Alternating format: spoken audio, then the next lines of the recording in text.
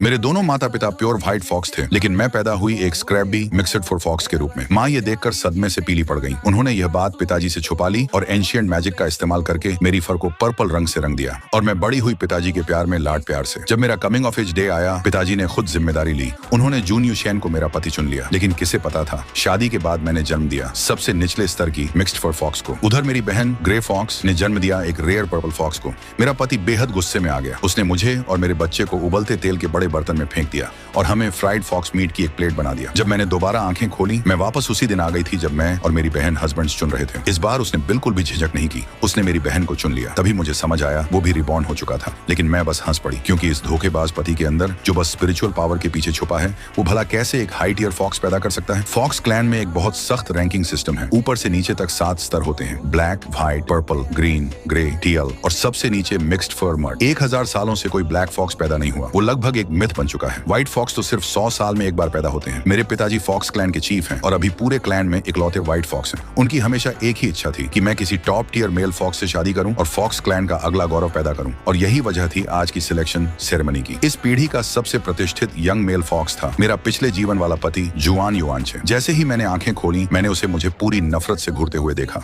कुछ ही पल पहले पिताजी ने सबके सामने मेरी सगाई की घोषणा की थी। उन्होंने कहा था कि सभी लड़कियों में मेरा स्टेटस सबसे ऊंचा है, इसलिए मैं हुआन युआनचे के लिए परफेक्ट मैच हूं। इसलिए उन्होंने सीधे फैसला कर दिया। हुआन युआनचे ने मेरे पिताजी को हल्का सा झुककर प्रणाम किया और कहा, मैं प्रिंसेस गु निंग से शादी करने से इनकार करता हूँ। मैं दूसरी बेटी गु यान से शादी करना चाहता हूँ। जैसे ही ये शब्द निकले, पूरा हॉल मौत जैसी खामोशी में डूब गया। सबकी आंखें फटी रह गईं। गु यान एक पल के लिए जम गई, फिर उसका चेहरा खुशी से चमक उठा। वो मुझे देखकर घमंड से मुस्कुराने लगी। मैं अंदर ही अंदर हंस पड़ी। मैं फॉक्स क्लैन की हेड कंसोर्ट से पैदा हुई थी। मेरा ब्लड लाइन हमेशा टॉप टियर रहा है और मैं हमेशा सबकी नजरों में रही हूँ। लेकिन गु यान, वो तो बस एक कॉमन टीएल फॉक्स की बेटी है। पिताजी का बाहर की एक लड़की के साथ एक रिश्ता था और उसी से वो पैदा हुई। पिताजी के ब्लड लाइन के बावजूद वो सिर्फ एक ग्रे फॉक्स है। नोबल फैमिलीज तो उसे देखना भी पसंद नहीं करते और वो अपने ही लेवल के लड़कों को नीचा समझती थी। मेरी बाकी सारी बहनों की पहले ही शादी हो चुकी थी और बच्चे भी थे। सिर्फ वही थी जो अभी तक अकेली बची हुई थी। और अब हुआन युआनचे में इतनी हिम्मत थी कि वो मेरे पिता को खुलेआम चुनौती दे। पिताजी ने अपना गुस्सा रोका और समझाने की कोशिश की। तुम अपनी भावनाओं को बीच में कैसे आने दे सकते हो? तुम्हारा कर्तव्य है पर्पल फॉक्स एयर पैदा करना, और मेरी बेटी गु निंग का ब्लड लाइन सभी महिलाओं में सबसे श्रेष्ठ है। फिर तुम उसे क्यों ठुकरा रहे हो? हुआन युआनचे बोला। ऐसा नहीं है कि मैं गु निंग को नहीं चाहता, लेकिन वो जानबूझकर सच छुपा रही है। वो कोई नोबल पर्पल फॉक्स नहीं है, वो तो एक मिक्स्ड फर मट है। ये शब्द बम की तरह फटे। सब लोग स्तब्ध रह गए। मैंने अपने दांत भींच लिए। मुझे पता था वो यही कहेगा। पिताजी का गुस्सा लहर की तरह फैल गया। सब लोग डर से घुटनों के बल गिर पड़े। पिताजी गरज उठे, हुआन युआनचे, क्या तुम्हें पता है किसी प्रिंसेस पर झूठा आरोप लगाना क्या मतलब रखता है? लेकिन हुआन युआनचे जरा भी नहीं डरा। उसने मुझे तिरस्कार भरी नजर से देखा और कहा, प्रिंसेस को बस अपना ट्रू फॉर्म दिखाना होगा, फिर सारी अफवाहें अपने आप खत्म